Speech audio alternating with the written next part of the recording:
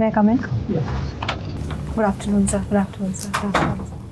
Take a seat. Good afternoon. Thank you, sir.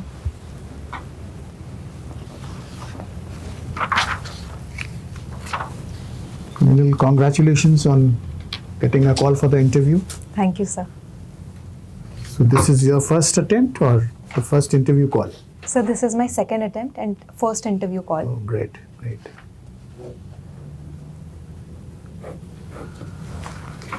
So you did physics. Yes, sir. Why did you not choose physics as optional? Sir, I do love studying physics, but the choice of political science as an optional subject was purely strategic from exam point of view. Political science gave me an edge in general studies as well. It helped me in GS2, GS4, as well as in essay. So it was purely based on examination. Okay, that's very sensible. So you said you love physics. Yes, sir. So which part of physics, or is it physics in general? Sir, it would be physics in general, but while my graduation, I was more interested in quantum physics. Okay, okay, okay. So quantum mechanics, I mean, there were many scientists who contributed. But what was the contribution of, say, Schrödinger and Heisenberg to the development of quantum mechanics? Sir, Heisenberg's uncertainty principle says that mass and position, velocity and position of a particular quantum particle cannot be simultaneously decisively be indicated. So there will always be an uncertainty of 4 pi when we take a product of the two factors. Schrödinger, on the other hand, contributed towards the wave function of quantum particles, and the Schrödinger wave function also determines the probability of finding a particle within a range. Mm-hmm.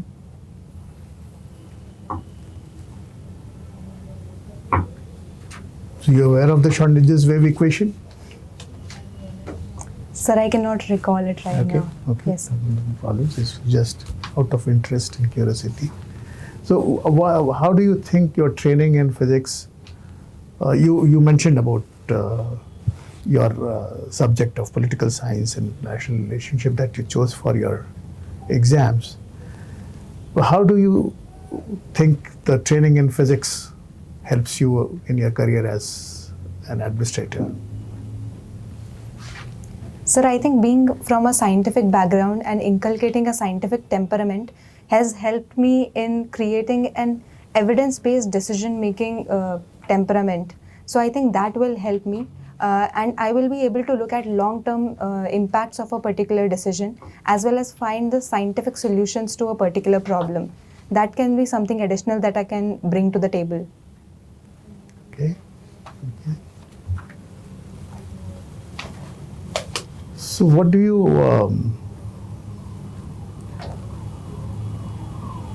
understand from the basic features of the Constitution? Have you heard this word? Basic features of the Constitution, Indian Constitution. So the basic structure doctrine, if I'm correct. Sir, it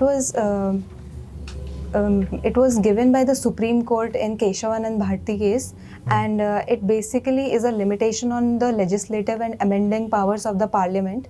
According to the basic structure doctrine, there is an open-ended list of the basic structure doctrine which cannot be amended by the Parliament. So it protects the integrity of the Constitution and upholds constitutional supremacy in India. Okay. So tomorrow, if we want to have a presidential form of government, is it possible, or does it violate the basic structure? Sir, it does violate the basic structure because parliamentary form of government is a part of the basic structure. Okay. So you come from Uttarakhand, isn't it? Yes, sir. So Uttarakhand, what according to you are the main problems facing that state? If you are selected in the civil service and are allotted, you've given your first preference as Uttarakhand? Yes, sir. Okay. Suppose you get Uttarakhand as your cadre. So what, according to you, would be the most important problem for you to tackle? Sir, I think the most important problem is the disaster management, because it is taking a lot of life, and intensity as well as frequency of natural disasters, especially in the hill districts of Uttarakhand, has increased. Mhm. Yes. So what does one do to solve the problem? So there are multiple way forwards that we can take. First of all, we need to do floodplain zoning so that we can contain unplanned construction along the river valleys. There can be some scientific solutions as well. We can deploy sensors, water pressure gauges along the glaciers so that we can monitor the level of water in the glacial lakes. We can also deploy satellite imagery to monitor the expansion of glacial lakes. At the same time, we can also work on disaster preparedness by working on we can employ bioengineering techniques for slope stability to contain landslides. These can be some of the ways. Okay. Minal? Yes, sir. What is the meaning of word Minal? Sir, it means a precious gem. Precious gem. Good. And how does Dehradun get its name from? Why Dehradun is called Dehradun? Sir, Dehradun is made up of two words, Dera and Doon. So, Shri Guru Ram Rai, who is a Sikh guru, came to Dehradun and he put a Dera in Dehradun. So that is why it is called Dehra. And Doon comes from the geological features or topographical features of the place, because dunes are the valleys which are formed by the outflow of valley water. Good. Good answer. So, why do you want to join civil services? Sir, my aspiration for civil services has developed over the years.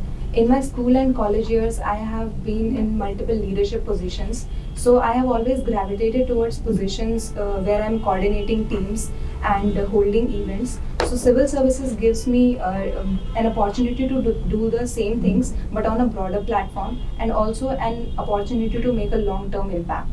So, is it all about positioning only? No, sir, it is not about positioning, but I think my forte lies in leadership. But creating a long-term impact is much prior to the leadership position as such. Okay. So, here is the situation. You are posted as a district magistrate of Dehradun and you are asked to resolve one problem showing these spirits as a team leader. What is that problem you will choose to solve and how?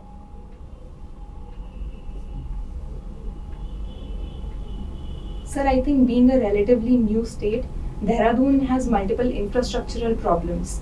First of all, there are multiple sewage and electricity lines that have disrupted the public transport system. So I think that needs to be amplified and done fast.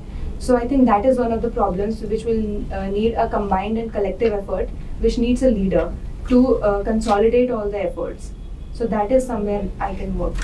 So, what are the three attributes of a leader?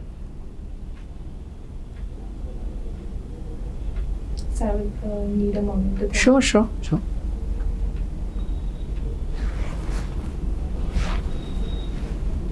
So the first one, a leader should be innovative.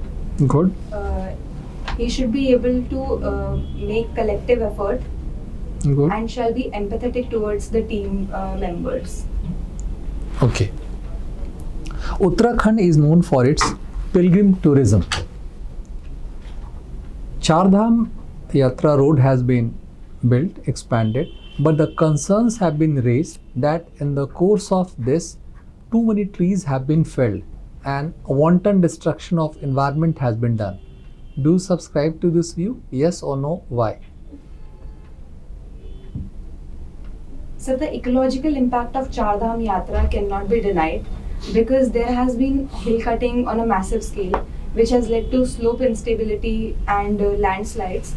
But it also has a strategic intent to it regarding the border with China and PLA on the western sector.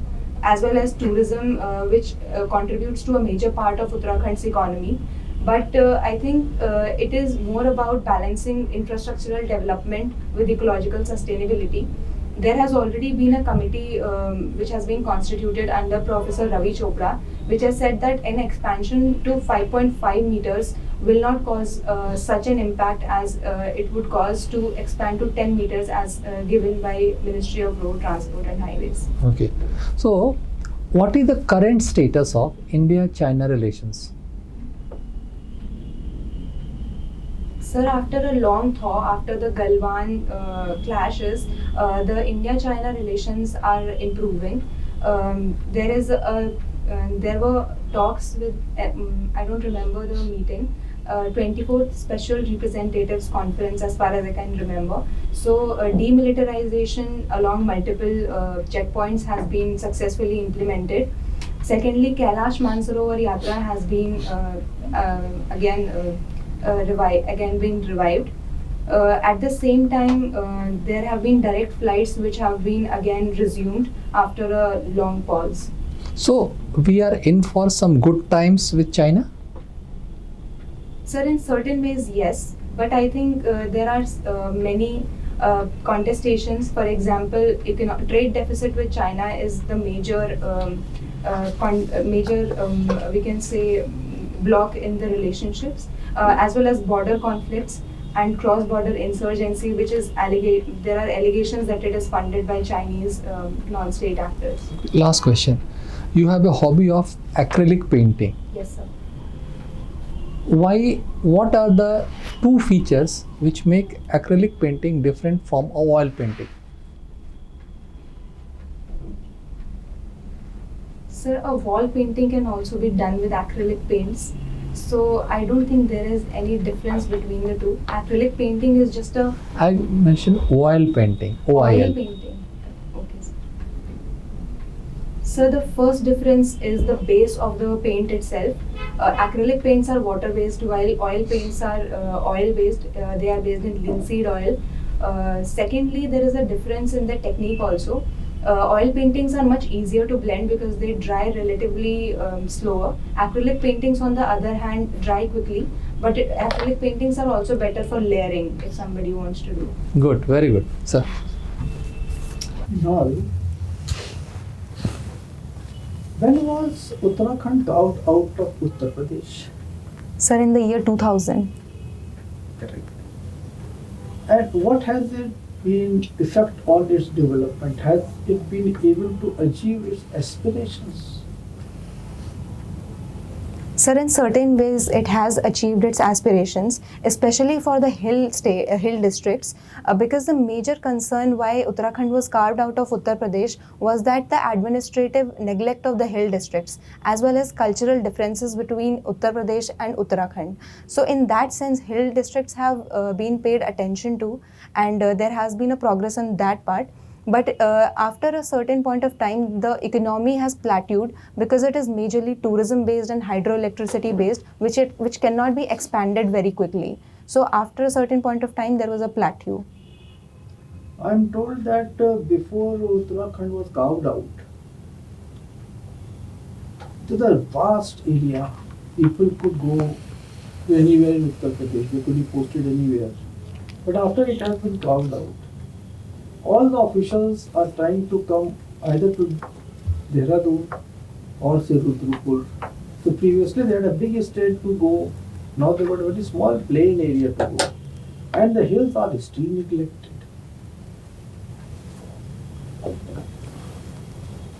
Sir, that does remain a point where progress need to be done. But as compared to the state of hill district before the partition, there has been a progress, because I think there have been multiple developments in the hill fronts, especially infrastructural developments. The regions which largely remained inaccessible are now accessible through highways. So I think there has been much progress related to that. Okay. Then which are the tribes, scheduled tribes of Uttarakhand? How many of them are there? So there are 5 scheduled tribes in Uttarakhand. The names are Baksas, Rajis, Tharus, Jonsaris. I cannot recall the fifth one. No, but good enough. You got almost all the names. So, Jonasar Bauer is a Kshetra. I am told that whosoever is a resident of that place, irrespective of the tribe, they are categorized as such. So, Jonasari is the name. No matter what the tribe's name is, they all are categorized as scheduled tribe. Sir, I'm not aware You are about not this aware. issue. Yes, sir. Okay. Tehri Dam. It came up against the Chipko movement. Sundarlal Bahula was saying कि it should not be taken up. मुझे काटो पेड़ मत काटो. Yet the project came up. Okay. What has been its effect? Do you think it has helped in the development of the state, or it has been a disaster?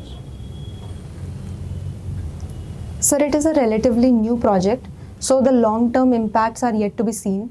But in terms of development, I think it has contributed majorly to the Uttarakhand's economy, especially when Uttarakhand is a region which is hydropower-based economy. So in that sense, it is a major contributor.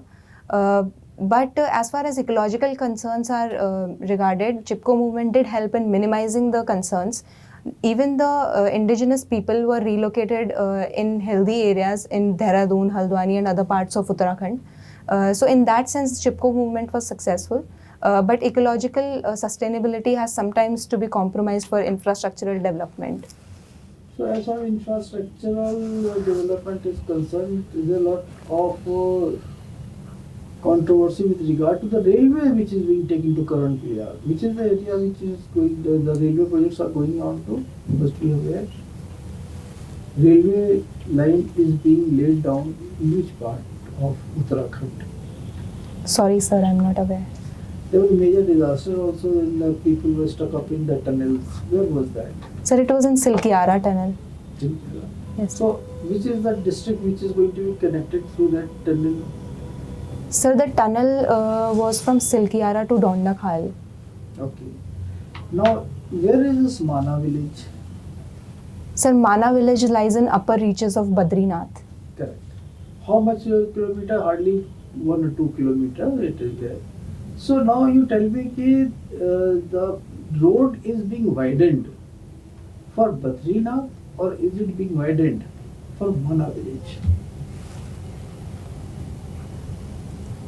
Sir, I'm not aware of the facts. Thank you. That's all. So, Minal, sorry. So, Minal, what is your take on this personal branding which is being done by nowadays these IAS officers, IPS officers? They carry camera with themselves, they do personal branding. What is this? Is it good for the services or not good for the services? Sir, I think it has to be seen from the angle from which a person is looking at it.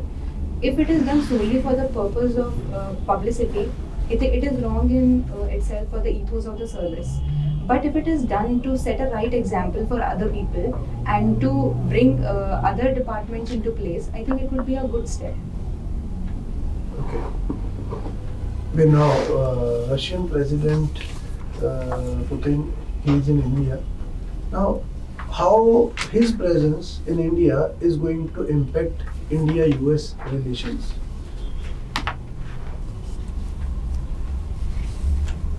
Sir, in my opinion, it is a symbolic gesture as well, that India as well as Russia have options.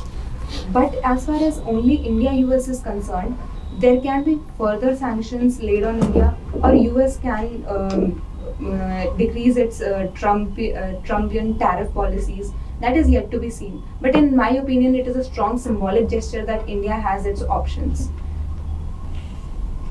Thank you. Now you did really well. From my side, I can only say all the best to you and see you in the final list. Thank you. I would request my other colleagues to give you any advice if they can. I have frankly no advice. You did really well. Thank you, sir. Minal, you are excellent बच्चे. Keep up the spirit. थोड़ा सा smile करो, तो it will further lift your, because your responses are very good, very honest, very genuine. So put it up in this way only. थोड़ा सा little bit of smiling, because जब आप बोलते हो तो थोड़ा सा बिल्कुल बहुत गंभीर मुद्रा में रहते हो. थोड़ा सा स्माइल करने से, आई कांटेक्ट बनाने से, it will further raise your stature with the interview board. ठीक है, all the best. Very safe answers. किसी भी कंट्रोवर्सी में आप ज़्यादा you didn't get involved. But और आपको पता है आंसर कैसे करना चाहिए.